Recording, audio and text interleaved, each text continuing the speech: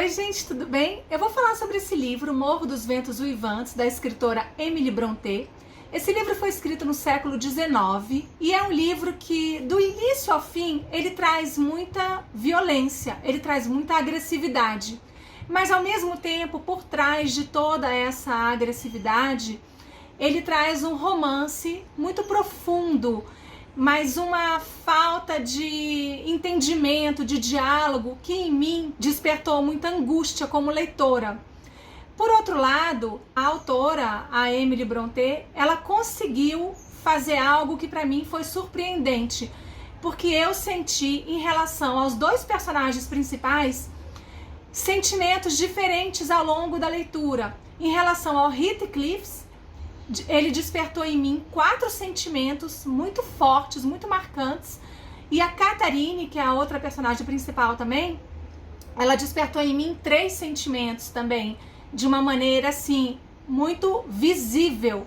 E isso daí eu vou falar ao longo do vídeo para vocês. O Morro dos Ventos Uivantes, ele tem esse nome porque Uivantes é um adjetivo provinciano e vem retratar exatamente aquela confusão atmosférica que existia na região, a qual a região estava submetida nos dias de grandes tempestades.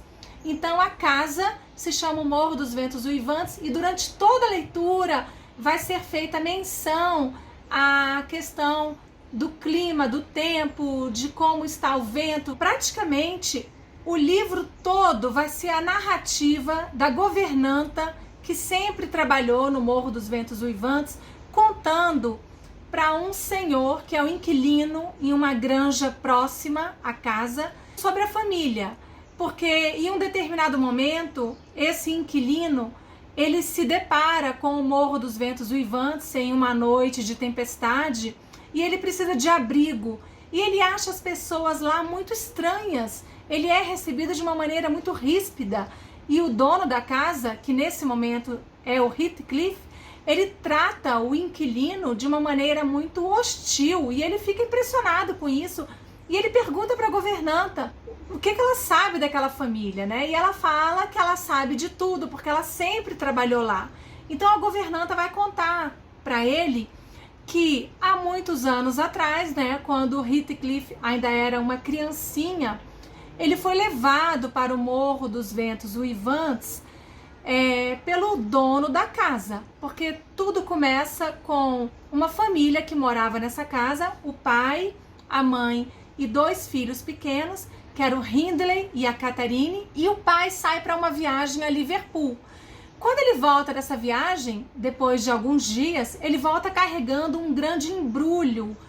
E a família fica sem entender o que é isso. Quando ele abre o embrulho, é uma criança, uma criancinha que está muito maltratada, está muito suja, de cabelinho preto.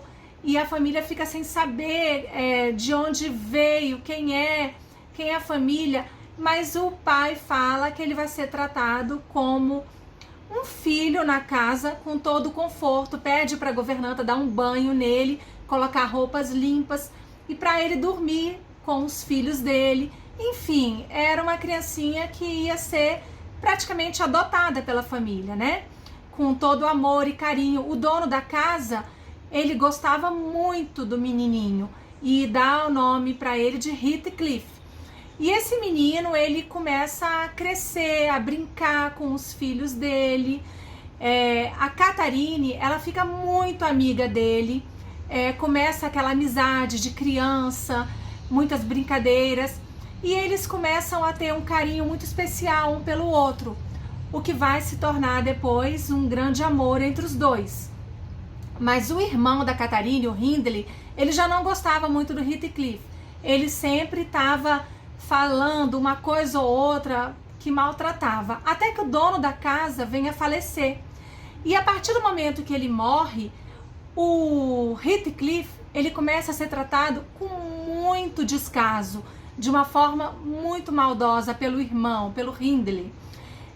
Assim, primeiro ele perde todo o estudo que ele tinha, ele não tinha mais o direito de estudar. Depois ele não pode nem frequentar certos aposentos da casa. Por exemplo, muitas vezes na hora do jantar ele é escorraçado mesmo para a cozinha, ele não pode ficar com eles na mesa. E começa aquela situação muito ruim para o Heathcliff. Ele começa a ter que trabalhar arduamente, do nascer do sol até a noite. Ele não tem mais privilégio nenhum, mas ele continua tendo muito contato com a Catherine, tentando se aproximar da Catherine, e a Catherine gostava dele. Mas a Catherine, por outro lado, começa a desenvolver duplo caráter, porque ao mesmo tempo que ela tratava bem o Heathcliff quando estava com ele, quando ela estava na frente do irmão e na frente do vizinho também, que é o Linton, que começa a frequentar a casa deles, ela já ria das piadas, ela não defendia o Heathcliff, apesar de que às vezes, por exemplo, a governanta, ela fala que via algumas lágrimas escorrendo dos olhos da Catherine, ela ficava triste, mas ela fazia tudo escondido. Ela não deixava que ninguém da família percebesse que ela estava do lado do Heathcliff. Ela começa a ser muito dissimulada, ela começa a ter uma personalidade muito complicada por volta dos 15 anos. O Heathcliff, ele é muito humilhado mesmo, não só com agressões verbais como físicas. Ele era empurrado, ele era um rapaz bonito, ele tinha uns cachos caindo, o cabelo maior. Falavam que os cachos dele pareciam crina de potro cobrindo os olhos, chamavam ele de jovem rufião vulgar, de pior do que uma besta, e muitos outros adjetivos muito pejorativos, muito humilhantes. E chega um determinado momento que o vizinho, o Linton, ele começa a gostar da Catherine também, e começa a frequentar muito a casa. E o Heathcliff é muito humilhado na frente dele, e nessas horas a Catherine, em vários momentos, quando o Linton ofendia o Heathcliff, ela não fazia nada, ela não exprimia os sentimentos dela. Mesmo triste, ela deixava ele ser humilhado até pelo vizinho. E quando o Heathcliff falava que não gostava do Linton, porque eles não se gostavam, né? Os dois, eles se detestavam, a Catherine também não defendia o Heathcliff. Ela ficava sempre neutra, né, fazendo aquele jogo duplo, porque no século XIX, né, ela via o Heathcliff, apesar de amá-lo, de gostar dele, ela via como um homem que ela não podia se casar, porque ele era, né, ele não era do nível dela. Então, essa parte do livro, da infância e da adolescência, né, do Heathcliff, me lembrou muito um experimento da psicologia, que ficou conhecido como desamparo aprendido, porque o fundador da psicologia positiva, o Martin Seligman, né, ele nasceu em 1942 nos Estados Unidos, ele fez um experimento muito interessante que ele separou em 3 grupos de cães, né, e um desses grupos eram cães que, por exemplo, sempre levavam choque e não tinha como eles se libertarem daquele choque. Já em outro grupo, por exemplo, os cães, eles aprenderam uma determinada alavanca, que tinha alguma coisa que eles conseguiam não levar o choque.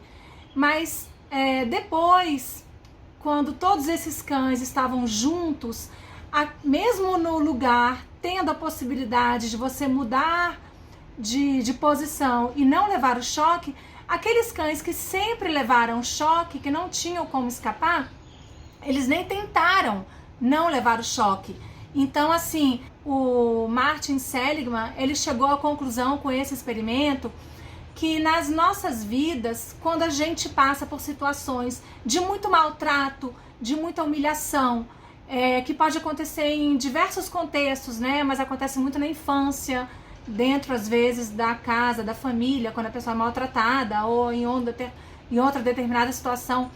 Quando a pessoa passa por muitas situações que ela não vê saída, ela não encontra como se livrar daquilo, daquela humilhação, de ser tratada daquela forma, ela aprende isso de uma maneira que ela vê isso como se fosse a realidade da vida dela. Dá uma sensação de impotência, de inércia, de incapacidade de mudar.